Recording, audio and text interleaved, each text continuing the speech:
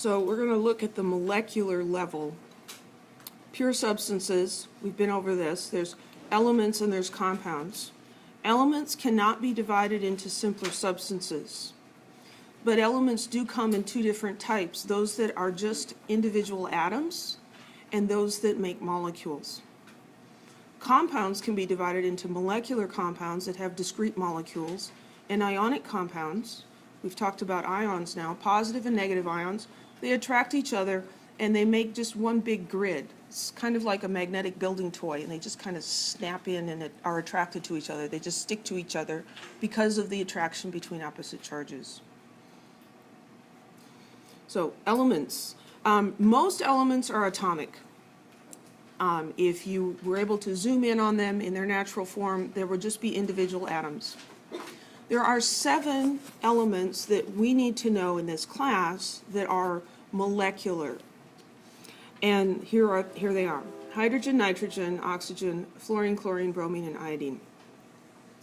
So when we find any of these elements as an element, we don't see individual atoms. We see molecules composed of 2 atoms. So these are called diatomic elements because they have 2 atoms in their molecules. I think of these as being like junior high girls. A speaker when I was in junior high, at a rally, pointed out that junior high girls never go to the restroom by themselves. They always take a friend. And I'm like, I do that. Didn't even realize it. Why? Well, we could debate that for a long time, but the truth of the matter is they don't. So hydrogen, nitrogen, these guys, they're like those junior high girls. If hydrogen is out by herself, she's going to have a friend with her. It's the buddy system. They don't go out alone. And it kind of makes sense. These are all nonmetals, and I think of those as feminine. It's safer for women, especially at night, to go out with a friend rather than walking around in the dark by yourself. That could be dangerous, right? So these guys are using the buddy system, and they do that, okay? So the molecular elements. If we look at an atomic element such as mercury, really neat stuff, also very toxic, so we don't get to play with it. Individual atoms attracted to each other, staying together, but not forming discrete molecules. If we look at chlorine gas, we see individual diatomic molecules of chlorine. 2 chlorine atoms utilizing the buddy system, going out in pairs. They feel more comfortable. There is a fancy scientific explanation, but you probably don't care about that right now. So this is just how they are. Now, how do you remember which ones those are? Couple ways. You can remember this silly sentence. It's a mnemonic. Horses need oats for clear brown eyes. Okay, the eyes is a bit of a stretch, right? It's eyes. So hydrogen, nitrogen, oxygen, fluorine, chlorine, bromine, and iodine. So that's one way to remember. On the periodic table, there are 7 of these, and if we start at number 7, which is nitrogen, and we make the shape of a 7, that's most of them, and then here's hydrogen over there by itself, being an exception to everything. Okay, so you need to figure out how it works for your brain to remember these, because this is something that is important. Any questions? Yeah.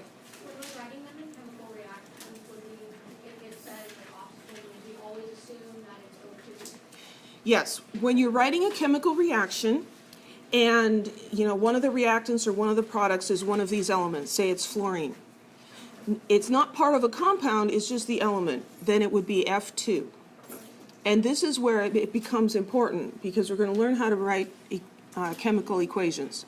And when these elements are elements, they are always diatomic.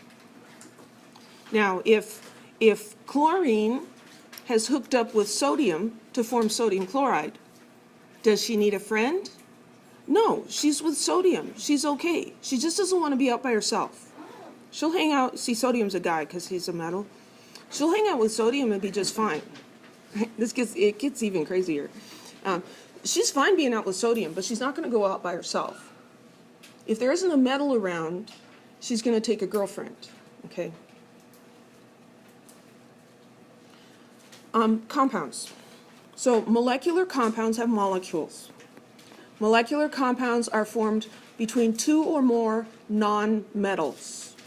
Okay, so how do you identify a molecular compound? Well, to be a compound, it has to have more than one element, and if it's molecular, they will all be non-metal elements. We learned on the periodic table to look to the right of that stair-step line, and those are the nonmetals. Ionic compounds are going to contain ions. Molecular compounds contain molecules, ionic compounds contain ions. So they're going to have at least one cation and at least one anion. And they are forming a compound because those opposite electrical charges attract each other. So you have to have a cation and an anion. We learned yesterday that nonmetals form negative ions and metals form positive ions. If you have two or more nonmetals, they both want to be negative ions. And so if they both become negative ions, they're going to repel each other, and it's not going to form a compound. You also can't have an ionic compound where you just have metals. That's not going to be ionic. It has to be metals and nonmetals. So almost always in this class, an ionic compound is going to contain a metal. So if we look at sodium chloride, what we see is there are sodium ions and chloride ions, and they just arrange themselves in a pattern. There aren't any discrete molecules. They just click together like magnetics or some of the other building toys, magnetic things. They just click together. This is a molecular compound, carbon dioxide. And so there are discrete molecules, one carbon and two oxygens. And depending on the state, they may be very close together or they may be spread apart. Any questions?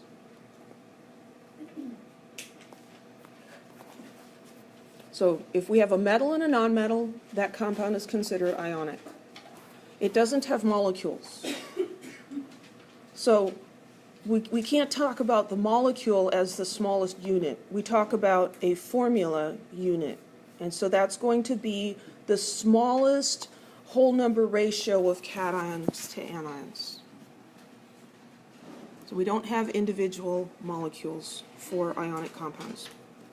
So before we're going to learn how to name things and write formulas in this chapter. Before we can do that, we have to know how to identify, is this a molecular compound or an ionic compound? So let's practice. Or is it an element?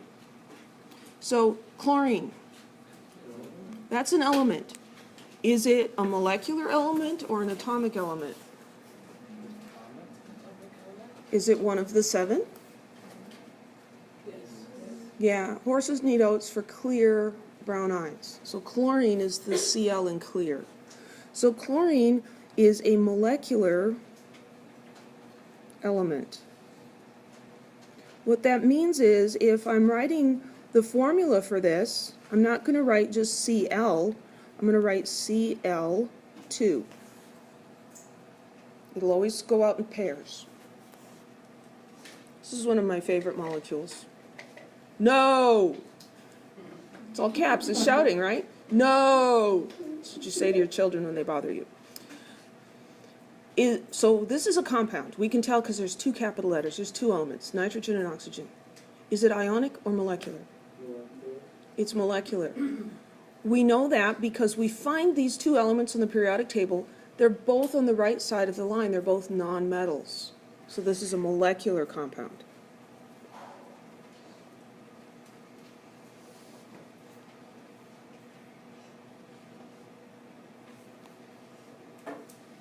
AU. That's what you say when someone steals your watch, your gold watch. AU. Come back with that. It's a symbol for gold. So that's an element, right?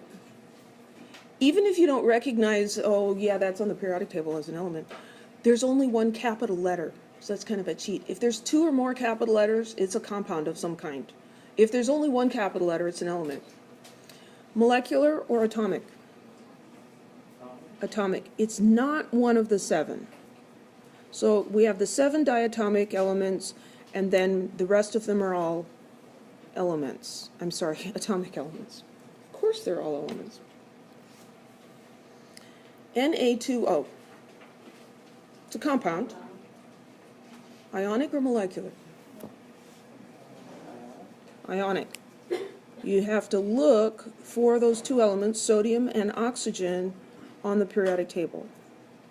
Sodium's way on the left side, it's a metal. Oxygen's on the right side, it's a nonmetal. Metal, nonmetal makes an ionic compound. How about this one, CrCl3?